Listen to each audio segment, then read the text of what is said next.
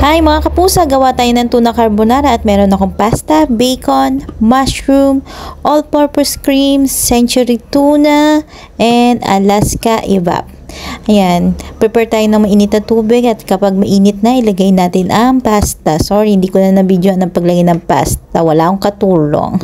At ito, magisa tayo ng bacon at lagyan natin ng bawang, paminta, salt, and magic sarap and vetchin. Nasa sa inyo kung ayaw nyo ng magic sarap at vetchin. Tapos, lagyan na natin ang century tuna at mushroom sa paggisa. At kapag alam nyo nang luto na ang bacon at mushroom, pwede na rin natin lagyan ng all-purpose cream. Ayan.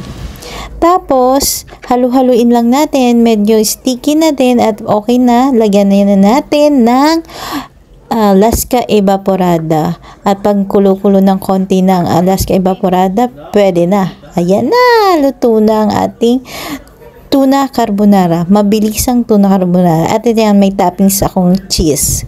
Salamat!